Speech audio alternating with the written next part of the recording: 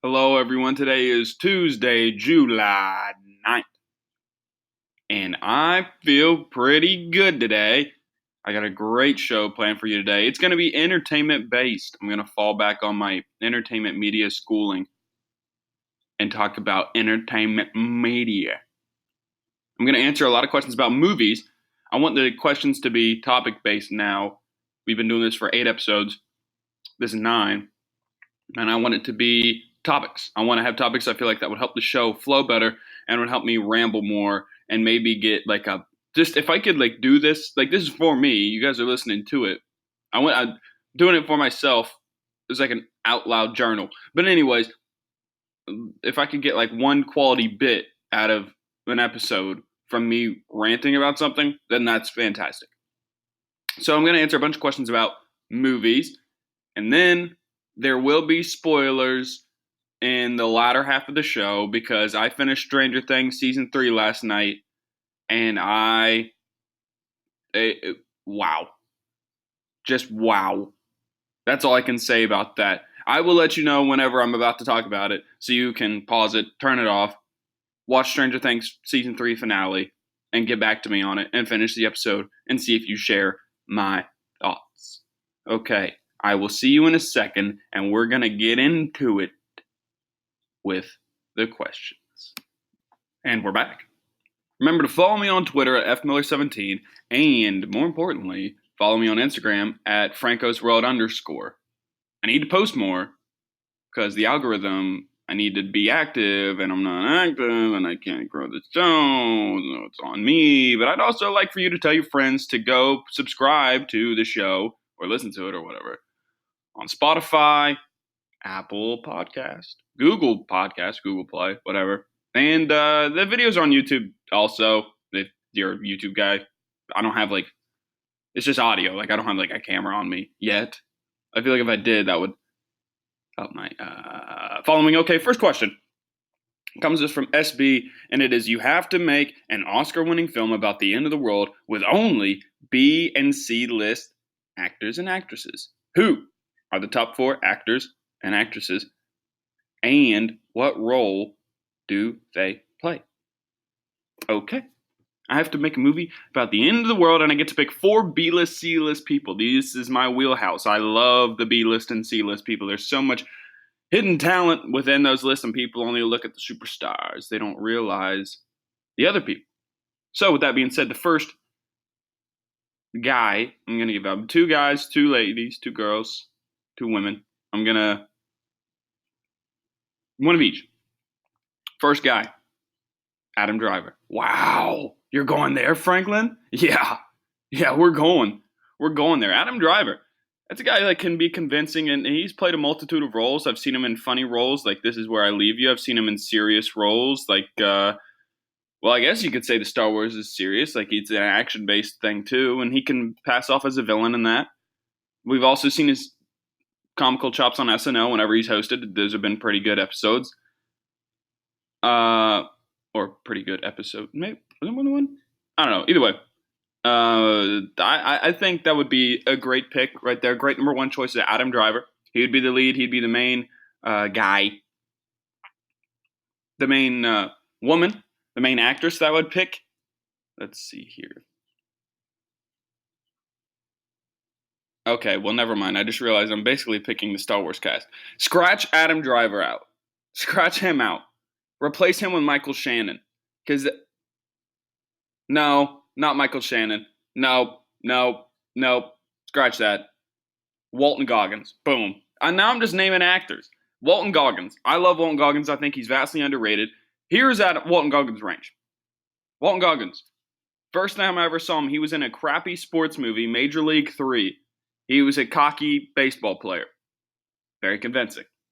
Next time I saw him, he was in Justified or whatever. Convincing. Like some cowboy cop western something. I don't know what he was. I didn't watch it a ton. I just know he's really good in it. Then we're going to fast forward a little bit. Walton Goggins, Vice Principals. That show's on HBO Go. It was 2 seasons, and it was made for 2 seasons. Like, it was like a movie. It was just like an extended movie. It was really hilarious. Walton Goggins in Vice Principals, his character, Lee Russell, is one of the funniest TV characters I've ever seen. Oh my gosh. Walton Goggins in that show is fantastic. He made the show for me. Yeah, Danny McBride's fantastic, but still. Walton Goggins, he's the main guy. Oh, Hateful Eight, also. He was in Hateful Eight, and he did really well in that.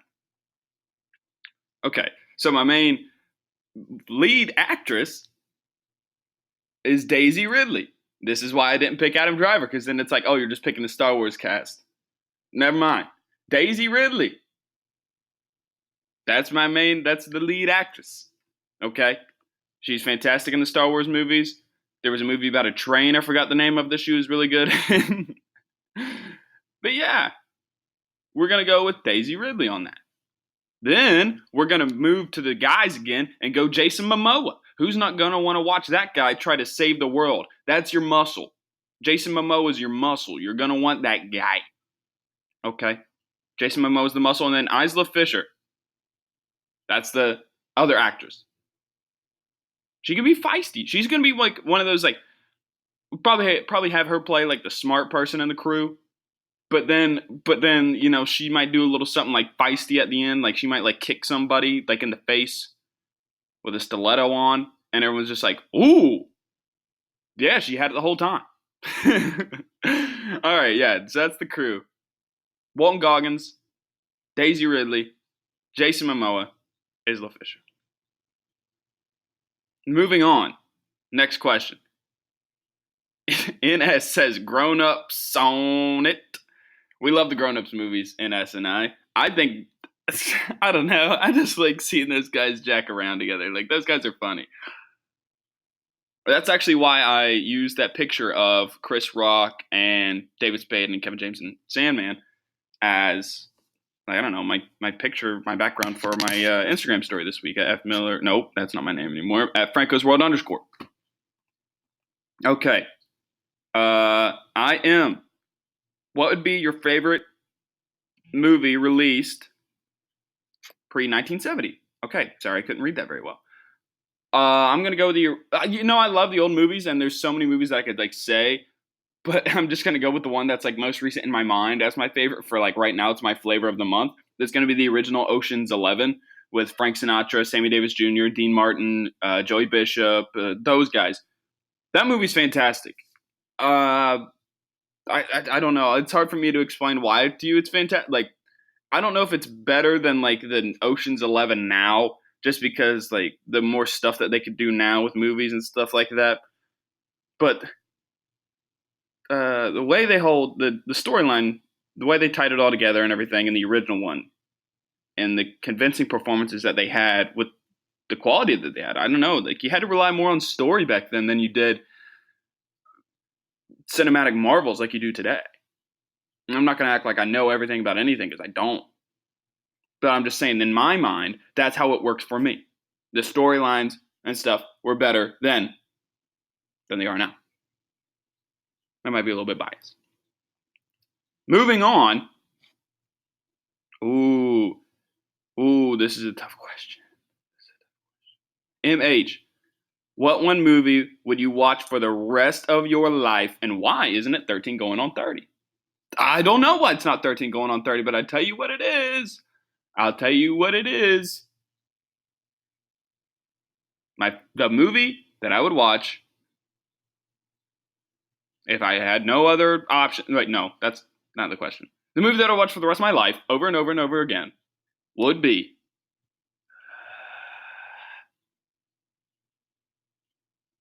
Interstellar. Oh, no. Did you pick a McConaughey movie? You idiot.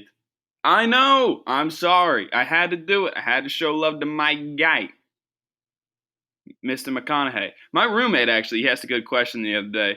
I was watching a movie, and I was actually watching How to Lose a Guy in 10 Days.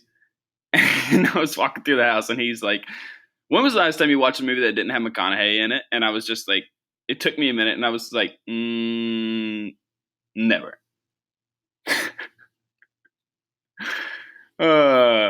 He's fantastic, and his speeches inspire me. I have to watch it. I was also trying to think of that one movie with Richard Gere and I forgot. He like picks up like the woman of the night. He picks up the prostitute or whatever the correct term is, and he that movie's funny in terms of rom coms. 13 going on 30, not a rom com. Whatever. Okay. AS, are you a fan of long movies, etc.? Scarface, Wolf of Wall Street. Yeah, I'm a fan of long movies. I'm probably the rare breed that'll sit down and watch a movie that's 3 hours long, and that's just because I like the storyline. I have no problem with sitting in the theater. Well, maybe sitting in the theater for that long. I'm watching the comfort of my own home that long, but I like all things entertainment. So like I really don't care how long things are. I know like the common fan, the casual fan is like an hour 50, and they're just and they're out of it. Like comedy movies used to just be like hour and 30 minutes, and now like the traditional slapstick like comedy that people don't watch anymore is like an hour and 30 minutes, but you get the dramedy side of things, what people will actually watch, and those are like 2 hours and 10 minutes. And that's the drama. I guess I'm a sucker for it. I like the dramedy thing too. I also love a good struggling artist story. Those are the movies that I watch all the time. But yeah, man, I'm a fan of long movies. I think everyone should give them a chance too. Getting older, movies have sometimes become a 2-night event. You watch half of it before you go to sleep, pause it, and then the next night you finish the thing. We all have our own ways of working, and that's mine. Next question comes us from JB. F, Mary, Kill. Brad Pitt, Paul Rudd, and Laura Dern. I'm going to have to look up who Laura Dern is. And that's on me. I apologize. That's on me. Oh, it's the Jurassic. Oh, yeah. That's what I thought it was. Okay. All right. I don't know, man. I don't know. All of them. Yep. Oh, the answer? Okay, my answer to that question? Yes. And moving on. At Dank Dorito, can everyone follow me? JK, thoughts on the old movie 42? 42 is not that old. It's a good sports movie about Jackie Robinson. Forgive me for butchering his name, so I'm not even going to try. The guy that played Black Panther was the lead. Who else? That was my phone going off. Lucas Black's in it. I like Lucas Black a lot. And then the guy who plays oh my gosh, he's in The Big Short. He plays the third baseman or a pitcher in the movie. Oh my gosh. Come on, Frank. Who else is in that movie? Franklin? Oh my gosh. Harrison Ford, that's who it is. Harrison Ford's in that movie. Man. I thought that was a really good sports movie. I haven't seen a good sports movie in a while. I feel like they don't come out with them as often as they should. Then again, it's the same story every time. They either win or they lose. And that's why I like movies about things that have actually happened. Because I already know the outcome, and I kind of just want to see a story play out again in real life. But, 42. Good film. So if you're into sports, if you're into baseball at all, go ahead and give that a watch. Speaking of which, it's the All-Star break in baseball right now, and I have a gripe with Major League Baseball. Okay, I work in baseball. This is the All-Star break. I have time off. It's fantastic. So Major League Baseball, first off, we all know they don't do a fantastic job marketing. I think they'll even tell you that. They have the All-Star game in Cleveland this year. Christian Yelich, MVP candidate, amazing player, could be one of the faces of the game, should be one of the faces of the game. He's funny. He's hurt. He doesn't want to play in the home run derby. Perfectly fine. Don't hurt yourself. So they get to pick a new guy. And they pick Matt Chapman from the Oakland A's, a team that nobody watches. I like them. And Matt Chapman's an amazing player. Here I go talking about baseball. Like some of you people might not care or whatever. Here's my quick gripe. Derek Dietrich for the Cincinnati Reds is from Cleveland, Ohio, has hit a fair amount of home runs this year, is an electric factory, and is the type of guy that you'll see on Barstool Sports or Bleacher Report or this or that publication, pimping home runs, flaunting his chain around, strutting around the bases, being electric. Major League Baseball needs to get in tune with the 21st century and get some social media game going. Derek Dietrich would have done the home run derby shirtless. He's jacked. People would have loved that. They would have thought it was hilarious. He's got a mullet. He's tatted up. I'm a big Derek Dietrich fan. Yeah, I'm going to continue to yell about it. And you're going to tell me that Major League Baseball is just going to sit here and put ads on every single 2-second video and complain, why can't we attract the younger fan? Because no one wants to sit and watch all the ads. The NBA, people don't even watch it half the time until the playoffs, but they're an electric factory on Twitter. Their off season is better than their regular season. Maybe not next year because players are actually moving around. Get in touch, Major League Baseball. You're losing people. It's not that hard. Take the ads off. Let people post your clip. You know, if you post clips of Major League Baseball on Twitter, they're going to strip it and take it down. How are you expecting to grow your game if you won't let stuff get posted? Wake up. Get a grip. Moving on. Sorry. GD asks, what's your go-to war movie? Now, war movies, I think I just watched one recently that was pretty good. I don't remember which one it was. Oh, well, there's one scene. It was a scene in a movie. There's a scene in the movie Fury where Shia LaBeouf's character reads a passage of scripture, and it's really good. But my favorite war movie, man, that's tough. That's tough. And Glorious Bastards doesn't count because that's like its own thing. Dunkirk I loved, even though it's not like American, like Dunkirk. I just loved like the way they made that movie with the timeline that Christopher Nolan created and everything. American Sniper is good. There was rumor that it was what was the rumor? That it was what's it called? I don't know what the thing is. But American Sniper was good, Lone Survivor was good, Hurt Locker's good, Jarhead's good, Apocalypse Now, Saving Private Ryan, Full Metal Jacket. It was Platoon. That's what I just watched. Platoon. Yeah, Platoon. Glory, the old Civil War movie is really good. The Patriot, I guess. We Were Soldiers. GD asked me that question, and I know GD loves We Were Soldiers. But that's not going to be my pick. You guys are going to hate me, and you're going to call me un-American. But I'm going to have to go with Dunkirk, just because the storyline. And if we're being honest, like not Saving Private Ryan, Band of Brothers is like the best, but that's TV show. So can't really pick that. But yeah, Dunkirk. Was that a contrarian pick? I hope so, because I'm a contrarian. Okay, next question comes to us from JL. Name a movie you hate that you enjoyed. Oh my God. Basically any Adam Sandler movie now. Let me just pick one that I enjoyed. I don't know. I think The Week Before actually got some good reviews. Hold on, let me look that up real quick. The Week Before, that's whenever he's planning for a wedding with Chris Rock, and they're on Long Island, and it's really funny. What are the ratings for this? I'm asking my producer. What are the ratings for The Week Before? He's looking it up for me. There's nothing? What do you mean there's nothing? Oh, okay. Rotten Tomatoes said 27%. Wow. Okay. Well, I actually like that movie. Okay. Yeah. That's a bad one that just came out that I really liked. I hate that I enjoyed that. I also hate that I enjoyed That's My Boy, but that's just me. Andy Samberg in that movie is funny, and the soundtrack in it is good, and they just make like wisecrack jokes. Yeah, but I'm gonna say The Week Before, Chris Rock, Adam Sandler. The ratings on it not very good, but I still like the movie. Okay, and that's just me. I'm a sucker for the Sandman. Last question here, and then we will do what we do when we do it. Now I saved this for last because I can go on about it for a little bit longer. GI. What mob film is the GOAT?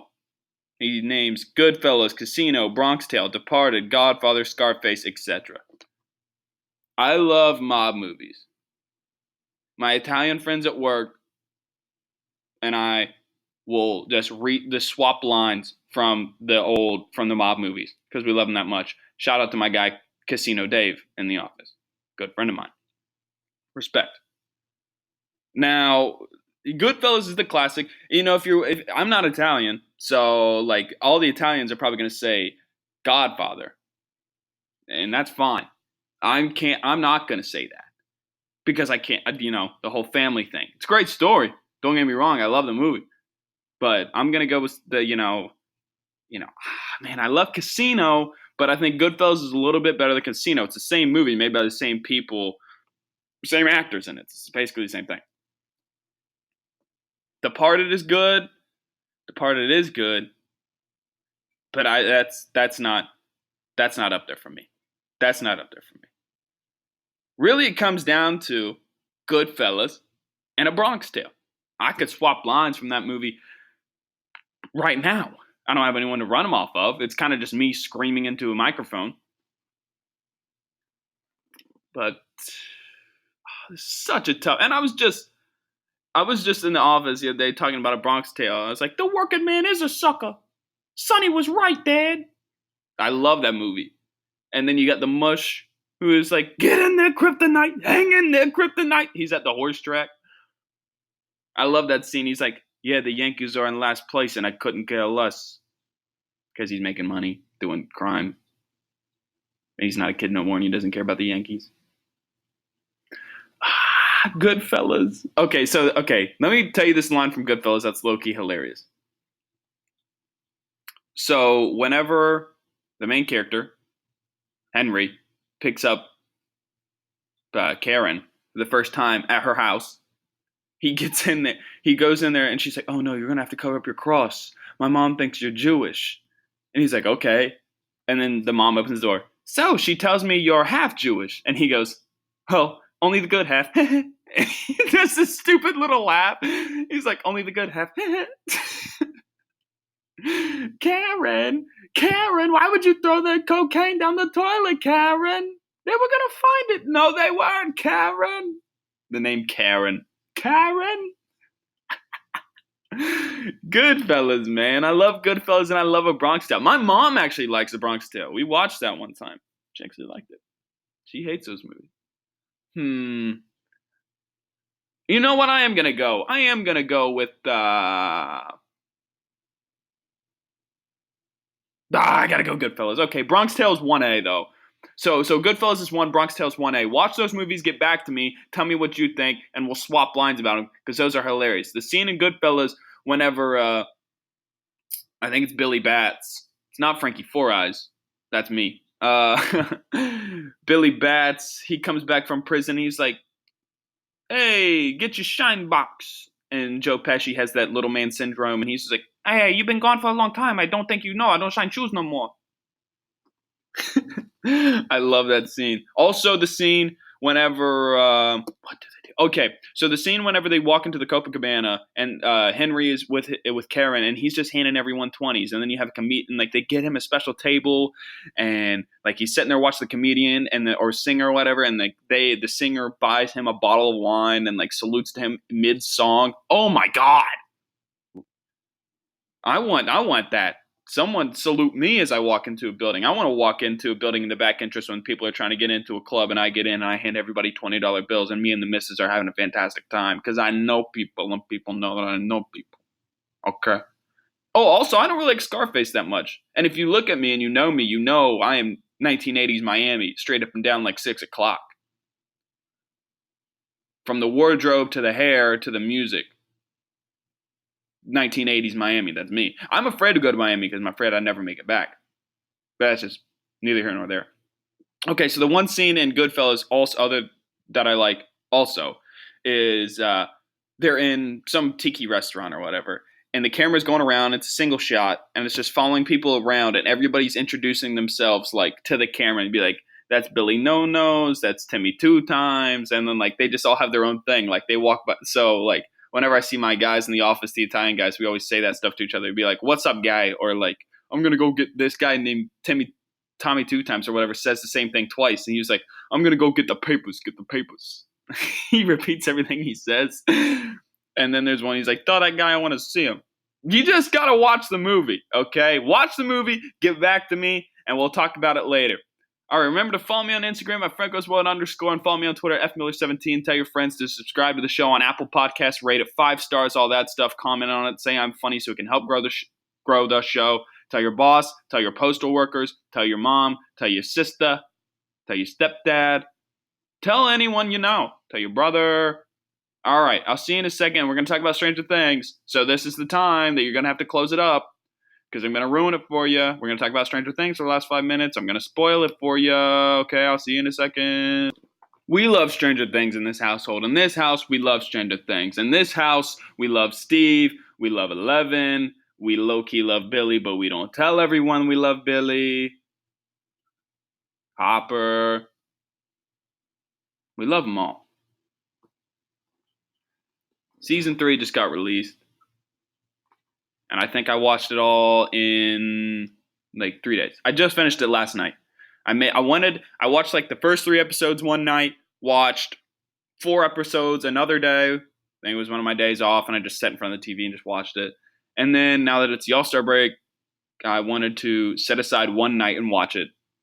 The finale, the last episode, because it's a little bit longer. It's like an hour and 15 minutes. So we'll start from the beginning of the thing. We have like 5 or so minutes to do this. We'll be all right. So people are getting reintroduced to the cast and everything, and the Hawkins Mall is a big thing, and Steve is slinging ice cream cones with Ethan Hawke's daughter. And she's funny. She's a good new character that they added. She's a whole different element because she's the first gay character on the show. She's a lesbian character. And that's a whole thing. They don't really talk about that, though, till later in the show whenever Steve is trying to, like, mac on her. And he's just like, yeah, I really like this girl. And she's blah, blah, blah. But, like, he's really talking about her. And she's like, Steve, you won't like me because I was mad that girls looked at you because I wanted the girls. And he's like, wait, what? And now they're friends. So that's cool to see that happen. But the show.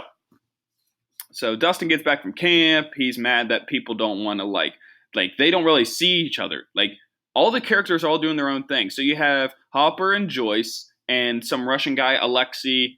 And so there's Russians. The show gives off very Chernobyl vibes this season because Russians have now figured out the Upside Down and they're trying to figure out their own thing. So you got Hopper and Joyce and that one crazy guy that was trying to figure out all the reports and some scientist that they captured named Alexei, and they're doing their own thing. You got Will, Max, 11. No, not Will. Because Will's mad that they don't want to play Dungeons and Dragons anymore. That's what it is. He's mad that they don't want to play Dungeons and Dragons anymore. And so all the guys are like growing up and like getting girlfriends. Like Max is dating, forgot his name. Shoot. I have to go through a lot of stuff in a little time. So they're doing that and people are dating and 11 breaks up with, why did I forget his name? He's the main character. It's not important. 11 breaks up with her boyfriend, who's one of the main characters, and I can't believe I didn't like. I'm forgetting people's names because I'm going through a lot of stuff in my brain right now trying to recap the whole show. So I really sound extra stupid. What else do they do in the show? Okay, so Billy gets possessed by the Mind Flayer. Billy gets possessed by this creature. And so Billy, who's already strong, becomes super strong, and he kills people. He kills some girl that's the other lifeguard of the pool. Also, all the moms want to like hook up with Billy bad. Like, bad. He looks good. He's got a sweet mullet and abs. I have an okay mullet and mediocre abs. I can't compete with Billy. So, he gets possessed by this Mind Flayer thing, and he goes around, he starts killing people, and then he traps their bodies in the basement, and then this, like, creature thing eats them and gets stronger with every person that he eats. It's kind of like a Jeepers Creepers vibe. So they're doing that. And then Dustin meets up with Steve, and then they somehow find their way into some Russian basement, and they figure out things about the Upside Down, and they get out of there and hack the mainframe and everything. And all of a sudden, all the people somehow get together at the same time in the mall. And then it's the Battle of the Starcourt Mall. 11 gets bitten by the creature, and she's got some, like, slug in her leg, and she pulls it out with, like, her powers, and that was pretty electric moment. Finale. Okay, I cried a little bit during the finale. I'm not gonna lie. I cried a little bit during the finale because it was so. It was just a lot. It was just a lot. And okay, so the finale. Oh, it's Mike, by the way. That's who Eleven's boyfriend is. Mike. I cannot believe that. Why did that come to my head like just now? And Max is dating Lucas. Oh, okay. So I guess Jonathan Byers and what's her name? Nancy Wheeler, the Wheelers. Yeah. I think Karen Wheeler tries to hook up with Billy. They're gonna go meet up at a Motel 6 or whatever, but neither of them show up because Billy gets possessed, and then Karen sees her bump on a log husband asleep on the couch, and she's like, "Never mind, I actually love him, even though he's boring." anyways.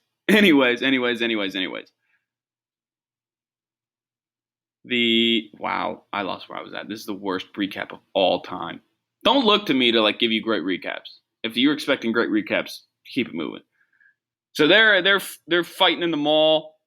I think that's where we were at. It's a whole thing. 11, she's like powerless now because she used up all her powers on like getting that slug out of her leg, and like she got bit by some like demon thing, and that was a whole thing.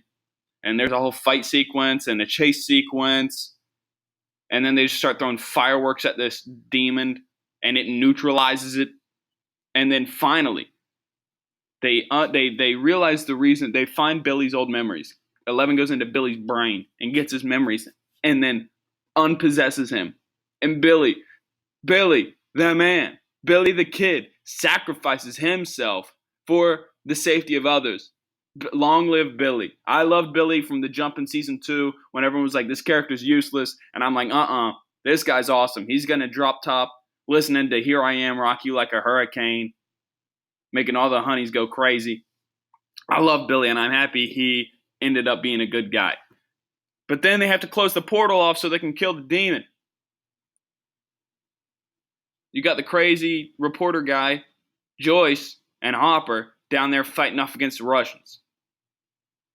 Well,